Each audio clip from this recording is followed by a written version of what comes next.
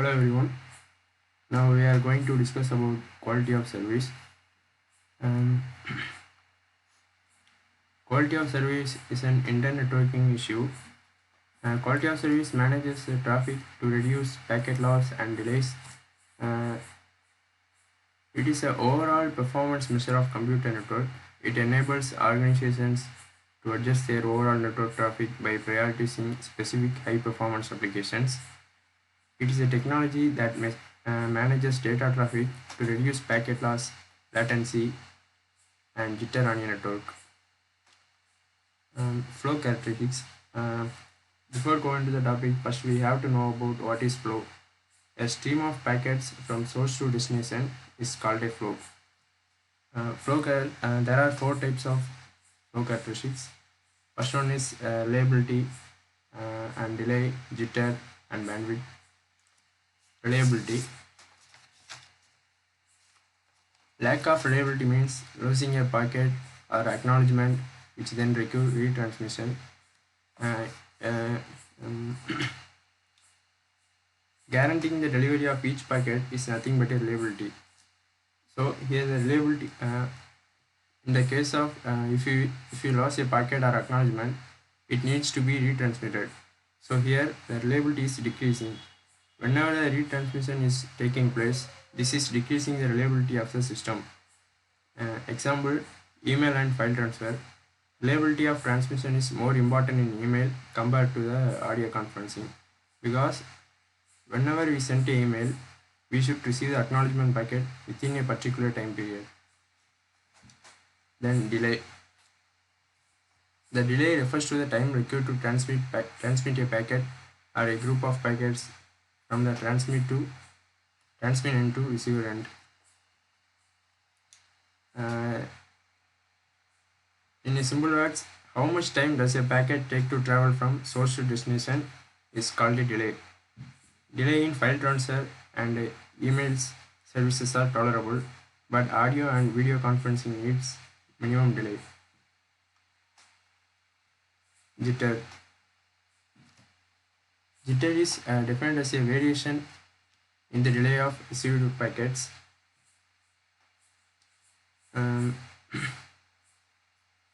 If the difference between delay is larger, then it is called a large jitter. If a difference between the delay is small, then it is called a low jitter. For example, if you send a packet in a same time interval 0, 1, 2 and it received in a same time interval 10, 11, 12, then it is acceptable for video conferencing. If the packets are sending the same video intervals but received in varied video time intervals, then these packets are not acceptable. Bandwidth. Different applications need different bandwidth. If we talk about the bandwidth, video conferencing needs more bandwidth than compared to sending email. A network needs appropriate bandwidth for your specific applications. Next, the techniques to improve the quality of service. Four techniques are there. They are scheduling, traffic shaping, resource reservation, and admission control. First, we are going to discuss about scheduling. Usually, a router or switch gets packets from different flows for processing. All the packets from different flows must be treated fairly to get a good quality of service. There are some scheduling techniques to improve quality of service. They are FIFO queuing, priority queuing, weighted fair queuing, FIFO, first in, first out. In this method, packet wait in a buffer or a queue until the node is ready to process them.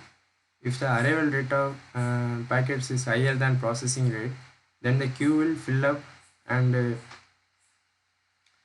the new packets after that that will be discarded. Here, the older entry is uh, processed first, then that is a packet, leave the queue in order in which they arrived. Priority queuing. Here we have two types of queue.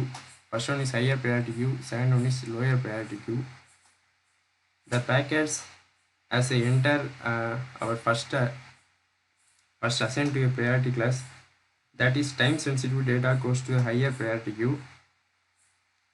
Other data like file transfer goes to lower priority queue. Packets in a highest priority queue processed first. Packets in a lower priority queue processed last. Priority queue provides better quality of service than the FIFO queue because higher priority traffic can reach the destination with less delay. Weighted fair queue. Before going into this topic, we have to know about what is the problem in a priority queuing. There is a drawback here. If a continuous flow in a high priority queue, the packets in a lower priority queue will never have a chance to be processed. This condition is called starvation. Then weighted fair queue. This technique is same as priority queuing, but the queues are weighted based on a priority of the queues. Higher priority means higher weight. The system processes packets in each queue in a round robin fashion with a number of packets created from each queue based on the corresponding weight. Then traffic shaping. In the traffic shaping, there is a method algorithm called leaky bucket.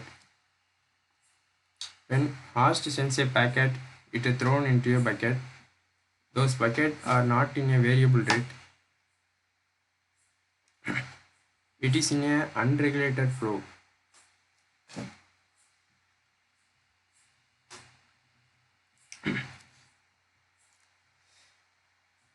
But the output packets are processed in a constant rate and in a regulated flow. If lot of unlimited amount of packets pour in a bucket, then the packet filled and data will be lost. If you don't want to be lost our data, then we are going to a token bucket. In a token bucket, with each clock tick, the tokens are added to a bucket. When the data needs to be sent, it collects token from the bucket, then sends the bucket consisting of data.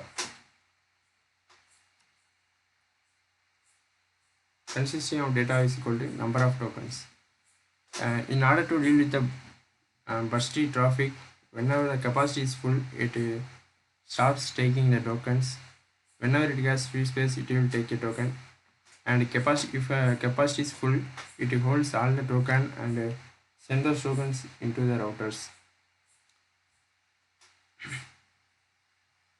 Then resource reservation. A flow of data needs resources such as buffer, bandwidth, CPU time, and so on. Quality of service can be improved if these resources are reserved beforehand. Admission control. Router or switches puts restrictions on the admission of packets from host. Before the router accepts the flows, it checks the flow of specifications. Flow of specifications in terms of bandwidth, buffer size, and CPU speed, etc. Thank you.